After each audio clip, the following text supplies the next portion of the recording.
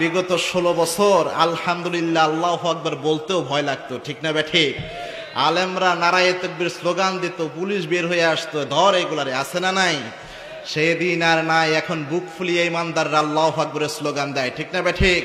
মাথায় টুপি দিয়ে, মাথায় পাগড়ি বেঁধে আলেমরা চলতে গেলে অনেক সময় ভয়ের সঞ্চার হতো যে জালেমরা ইসলামকে এইভাবে কালারিং করেছে, আলেমদের বিরোধিতা করেছে, তাদেরকে আল্লাহ রাব্বুল আলামিন দেশ থেকে বিতাড়িত করে দিয়েছেন।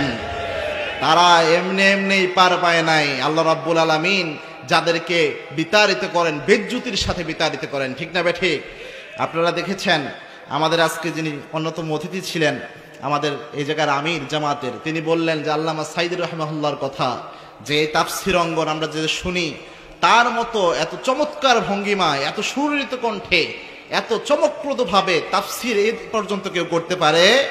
তিনি যখনই তাফসীরের ময়দানে এসে নাহমাদুহু টান দিতেন, মানুষ লক্ষ লক্ষ মানুষ পিন ড্রপ সাইলেন্সে, পিন পতন নীরবতার সাথে বসে যেত, ঠিক না ঠিক? এত বড় একজন মুফাসসির, 13টি বছর তাকে জেলখানায় অন্ধপ্রকোষ্ঠে রাখা হয়েছে, অবশেষে পরিকল্পিতভাবে তাকে জুলুম করে এই জমিন থেকে বিদায় করা হয়েছে। যারা এটা করেছে তাদের বিচার এই বাংলার জমিনে হবে ইনশাআল্লাহ। রাজি আছো মুসলমান? হাত তুলে আল্লাহকে দেখাও।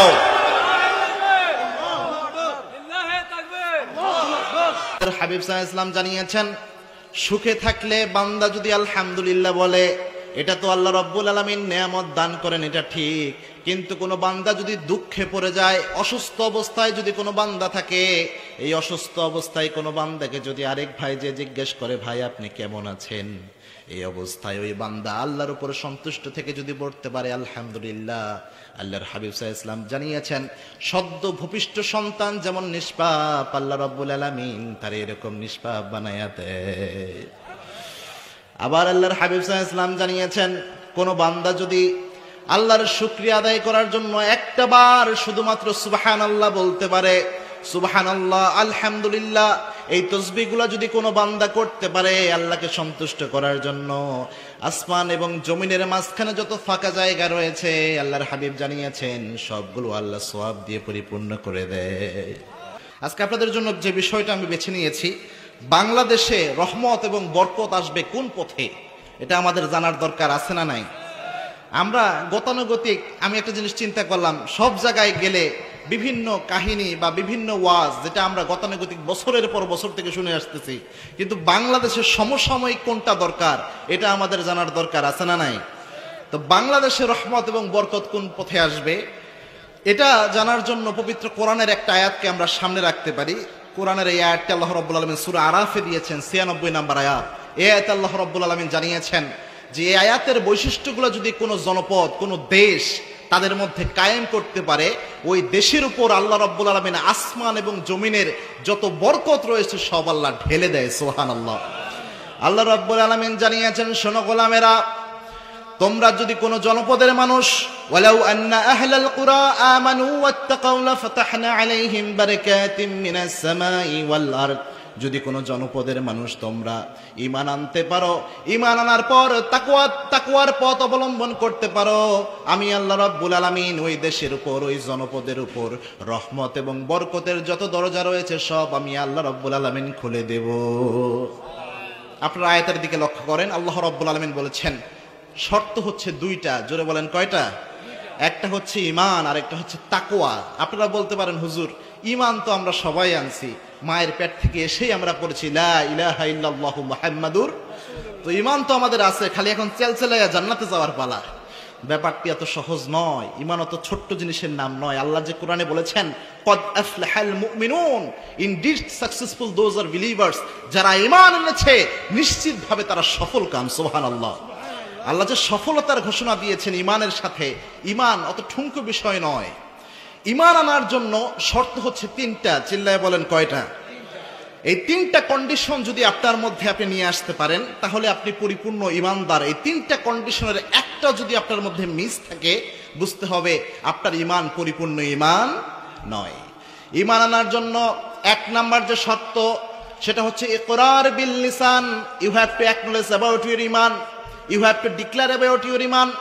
আপনার ঈমান আনার জন্য সর্বপ্রথম যে শর্তটা রয়েছে সেটা হচ্ছে আপনি আপনার ঈমানের ঘোষণা দান করবেন। সুবহানাল্লাহ বলেন। ঈমান আনার এক নাম্বার শর্ত, আপনি প্রকাশ্যে ঘোষণা দিবেন।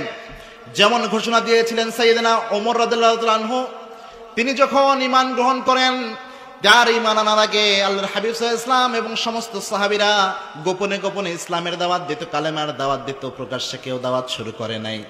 ওমর রাদিয়াল্লাহু তাআলা আনহু তিনি যখন ঈমান আনলেন, আল্লাহর হাবিবকে যে বললেন, ইয়া রাসূলুল্লাহ আলাসনা আলাল হক, আমরা কি সত্যের উপর নাই? আল্লাহর হাবিব সাল্লাল্লাহু আলাইহি ওয়াসাল্লাম বললেন, বালা, হ্যাঁ ওমর, আমরা সত্যের উপর রয়েছি। আল্লাহর হাবিবকে ওমর আবার যে বললেন, ইয়া রাসূলুল্লাহ আপনি কি সত্য নবী নয়? আল্লাহর হাবিব বললেন, হ্যাঁ ওমর, আমি সত্য নবী। আল্লাহর হাবিব সাল্লাল্লাহু আলাইহি ওয়াসাল্লামকে ওমর বললেন, ইয়া রাসূলুল্লাহ তাহলে গোপনে গোপনে কালেমার দাওয়াত দেন কেন? গোপনে গোপনে কেন আমরা ইসলামের দাওয়াত দিচ্ছি? আপনি একটু শুধু আমাকে অনুমতি দেন, আমি এই মক্কার জমিনে একটা কালেমার মিছিল দিতে চাই, একটাবার আপনি অনুমতি দেন। আল্লাহর হাবিব সাল্লাল্লাহু আলাইহি ওয়াসাল্লাম বললেন, ও ওমর, এখনো তো ওই প্রেক্ষাপট তৈরি হয় নাই, এখনো পরিস্থিতি অতটা স্বাভাবিকে আসে নাই, একটু অপেক্ষা করো, আর একটু মুসলমানদের সংখ্যা বেড়ে যাক, এরপরে জোরে মিছিল দিও, তাকবীর দিও। সাইয়েদনা ওমর রাদিয়াল্লাহু তাআলা আনহু বললেন, না ইয়া রাসূলুল্লাহ, আপনি শুধু একটা বার আমারে অনুমতি দেন। আচ্ছা, আপনারা এখানে যারা আছেন আপনারা বলেন তো, ওমর কি ঠান্ডা নাকি গরম? আল্লাহর হাবিব বুঝতে পারলেন ওমর যে গরম মানুষ। ওমর একবার বলছে ওমর করেই ছাড়বে। আল্লাহর হাবিব বললেন, যাও ওমর, তোমাকে অনুমতি দিলাম। সুবহানাল্লাহ বলেন। সাইয়েদনা ওমর রাদিয়াল্লাহু তাআলা আনহু 11 জন সাহাবীকে নিলেন, প্রথম কাতারে থাকলেন 5 জন, পিছনের কাতারে দিলেন 6 জনকে। 11 জন সাহাবী নিয়ে মক্কার জমিনে সর্বপ্রথম কালেমার তাকবীর বের করলেন। যখনই তাকবীর দিয়েছেন, আল্লাহর হাবিব সাল্লাল্লাহু আলাইহি ওয়াসাল্লামের যত দুশমন ছিল, আবু জাহিল, উতবা, শাইবা, মুগীরা, সবাই ঘর থেকে বের হয়ে আসলো। কার বাপের ব্যাটার বুকের এত বড় পাঠা মক্কার জমিনে কালেমার তাকবীর দেয়? ঘর থেকে বের হয়ে আসছে। আরে মুহাম্মাদের এত সাহস হয়ে গেল, মক্কার জমিনে কালেমার মিছিল দেয়। ঘর থেকে বের হয়ে দেখে সামনে যে ব্যক্তি দাঁড়ানো আর কেউ নয়, সাইয়েদনা ওমর। সুবহানাল্লাহ। খোলা তলোয়ার নিয়ে হাতে দাঁড়িয়ে রয়েছেন আর মিছিল দিচ্ছেন, লিল্লাহি তাকবীর, লিল্লাহি তাকবীর।